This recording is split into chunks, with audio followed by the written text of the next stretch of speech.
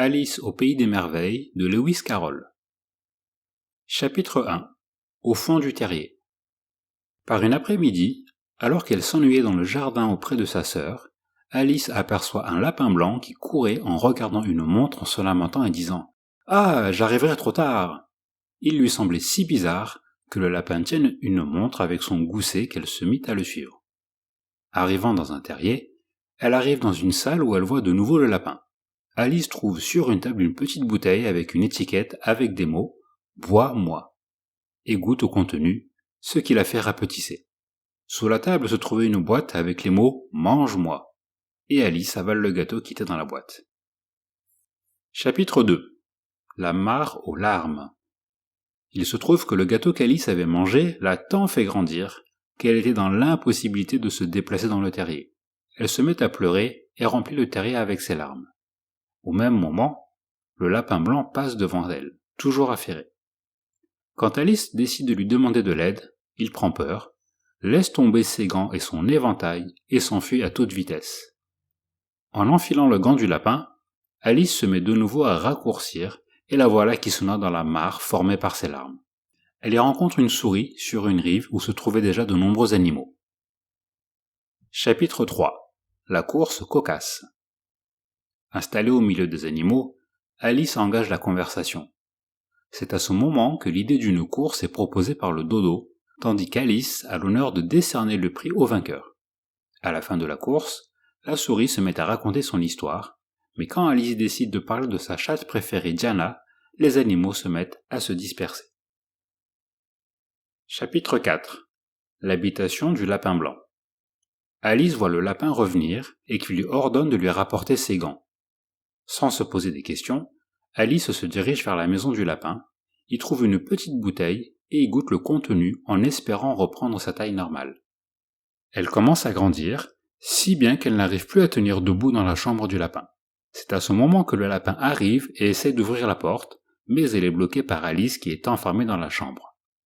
Alice entend les voix du lapin et de ses camarades, Patrice et Jacques, qui décident de jeter un tas de cailloux dans la maison, qui se transforme en petits gâteaux. Alice s'empresse d'avaler les gâteaux et sa taille commence à diminuer. Dès qu'elle a la possibilité de passer à travers la porte, elle s'empresse de sortir. Elle décide alors de chercher un remède qui puisse leur rendre sa taille normale et se trouve nez à nez avec une chenille bleue assise sur un champignon. Chapitre 5. Conseil d'une chenille. Alice confie à la chenille qu'elle n'arrive pas à retrouver sa taille normale.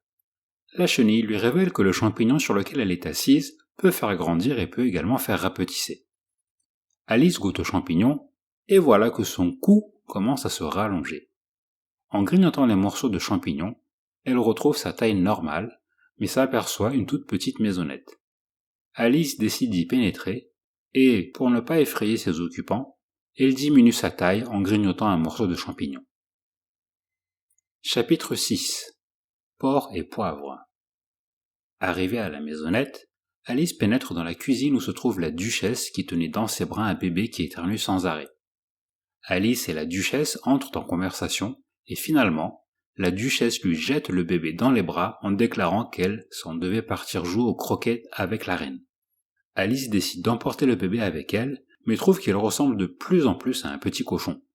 Après l'avoir lâché dans les bois, elle croise le chat qui lui indique la maison d'un chapelier et celle d'un lièvre. Alice décide de se diriger vers la maison du lièvre qui est si grande qu'elle décide de manger un morceau de champignon pour grandir. Chapitre 7. Un thé de fou. En entrant dans la maison du lièvre, Alice voit le lièvre, le chapelier et un loir endormis, assis, serrés au coin d'une énorme table. Alors que les convives tentent de lui signifier qu'il n'y a pas de place pour elle, Alice s'invite à la table. Aussitôt, une conversation bizarre s'engage, entremêlée d'énigmes. Le chapelier lui révèle que le temps s'est arrêté, et c'est pour cette raison qu'ils sont condamnés à rester à l'heure du thé. En quittant ses hôtes, Alice se retrouve dans la grande salle où elle était arrivée en début de notre histoire. Elle ouvre la porte et entre dans un beau jardin. Chapitre 8. Le croquet de la reine. Alice voit des jardiniers en train de les peindre en rouge, tout en se disputant entre eux. Ils étaient longs et plats, et ressemblaient à des cartes à jouer. Tout à coup, une procession avec le roi et la reine de cœur interrompt leur dispute. Elle décide d'inviter Alice à sa partie de croquet, et cette dernière rejoint la procession. Le jeu de croquet est bien curieux. Les boules étaient des hérissons, et des flamands servaient de maillets. Comme elle se sentait mal à l'aise d'entendre la reine condamnée à mort à tour de bras, Alice cherche un moyen de s'échapper. Chapitre 9. Histoire de la fausse tortue. La reine entraîne tous les participants et part à la recherche de la fausse tortue. Alice le Griffon rencontre la fausse tortue qui se met à leur raconter son histoire. En même temps que la fausse tortue qui parle de son école, Alice en fait la comparaison avec ce qui se passe dans la sienne. Chapitre 10. Le quadrille des homards. Le Griffon et la fausse tortue se mettent à parler du quadrille des homards, montrent à Alice comment le quadrille se danse. Finalement, ils proposent de l'apprendre à Alice qui accepte. La danse apprise, le Griffon et la fausse tortue demandent à Alice de leur raconter son histoire.